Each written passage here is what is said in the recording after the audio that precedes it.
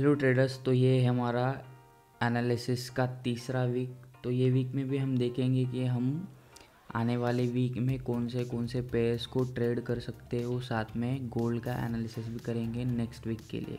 देखते हैं।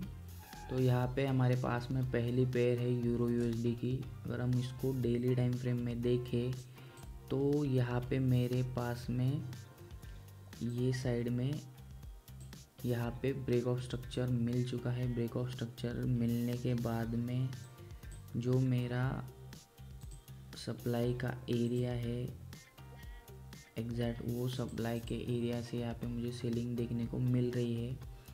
तो अभी मैं इसे 4 आवर पे देखता हूँ। तो 4 आवर पे अभी मुझे दिख रहा है कि यहाँ पे लिक्विडिटी है मेरे पास में, जिसको मैं बोलूँगा ट्रेंड लाइन लिक्विडिटी। और यहाँ पे मेरे पास में है लिक्विडिटी। सो अभी इम्बैलेंस है मेरे पास में और नीचे का डिमांड जोन है ये वाला। सो मैं इसको ग्रीन इससे मार्क करता हूँ।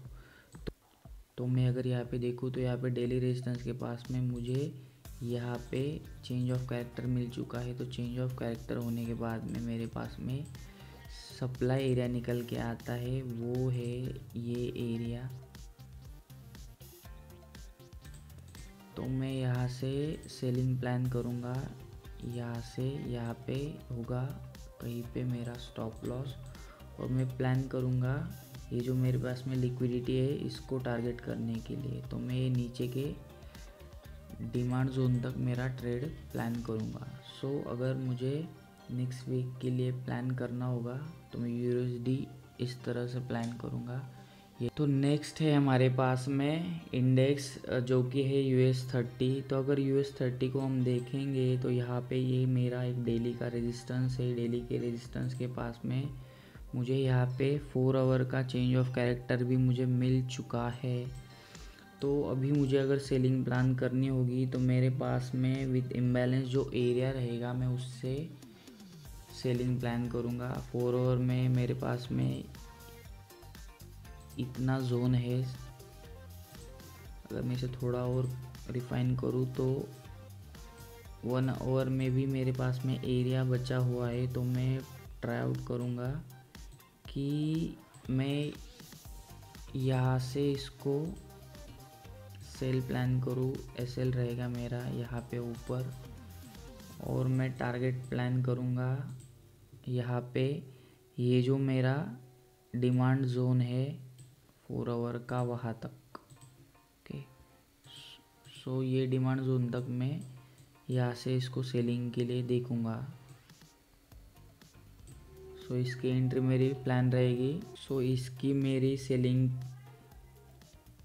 सो मेरी यहाँ पे मेरी यहाँ से इसकी सेलिंग के लिए एंट्री रहेगी, और मैं इसको यहाँ से यहाँ सेलिंग के लिए इस डिमांड जोन तक देखूँगा।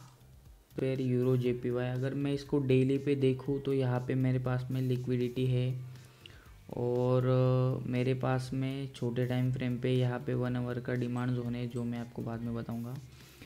तो अभी डेली में तो ये यहाँ पे मुझे बेयरिश लग रहा है। ओके, तो 4 आवर पे हम देखेंगे कि जो मेरा एग्जैक्ट एरिया था वहाँ से ही सेलिंग हो रही है। लाइक देखो यहाँ पे मेरा चेंज ऑफ कैरेक्टर हुआ।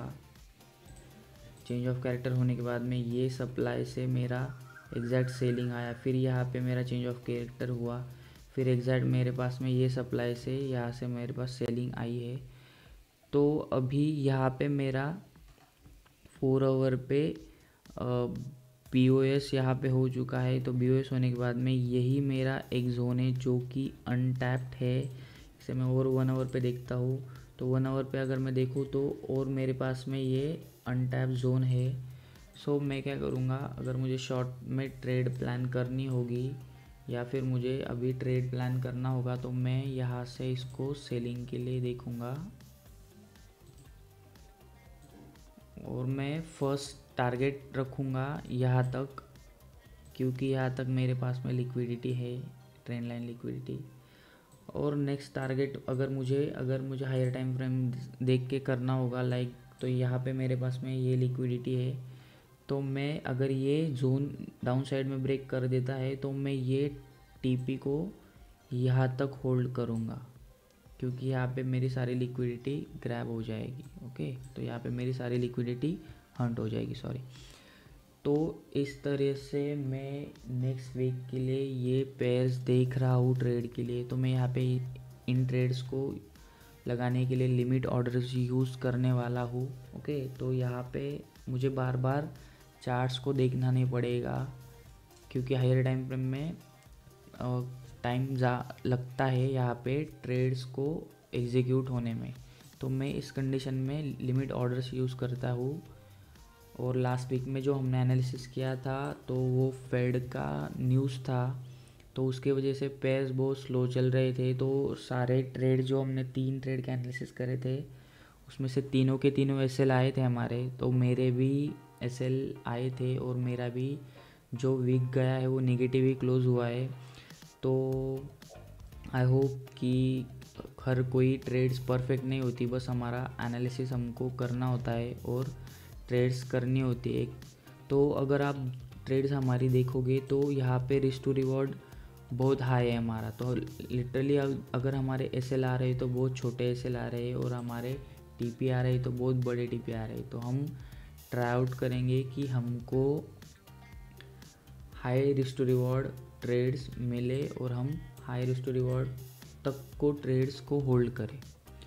सो ये पेयर जो मैंने अभी बोली है सेम यही पेयर्स मैं नेक्स्ट वीक के लिए ट्रेड करने वाला हूँ। और अगर हम गोल्ड का सिनेरियो देखें तो गोल्ड अभी पूरा ट्रेंड बाइंग का है, गोल्ड पूरा बाय साइड में है। तो अभी मेरे पास में ये ब्रेक ऑफ स्ट्रक्चर यहाँ पे हुआ है। तो ये ब्रेक ऑफ स्ट्रक्चर होने के बाद में मेरे पास में जो मेरा डिमांड जोन निकल के आता है, तो एग्जैक्ट वो डिमांड जोन है मेरा ये एरिया। ओके, तो मैं नेक्स्ट वीक में अगर ये यहाँ से नेगेटिव होता है तो मैं प्लान आउट करूँगा कि ये यहाँ से यहाँ पे 1 आवर का मुझे चेंज ऑफ कैरेक्टर दिखाए। लाइक यहाँ पे आने के बाद में अगर मुझे कहीं 1 आवर का चेंज ऑफ कैरेक्टर मुझे मिलता है तो मैं 1 आवर के चेंज ऑफ कैरेक्टर पे अगेन इसको बाइंग के लिए देखने वाला हूँ। और अगर मुझे सेलिंग देखनी होगी गोल्ड में तो मुझे गोल्ड को ये जोन के नीचे यहाँ पे क्लोज होने देना पड़ेगा यहाँ पे। इसके बाद में जब ये यहाँ से नीचे क्लोज हो जाएगा तो फिर से हम ट्राई आउट करेंगे कि क्लोज होने के बाद में हम ऊपर का सप्लाई एरिया देखेंगे और सप्लाई एरिया से फिर से इसको सेलिंग करेंगे यहाँ तक, क्योंकि यहीं तक हमारे पास में इम्बैलेंस बचा हुआ है।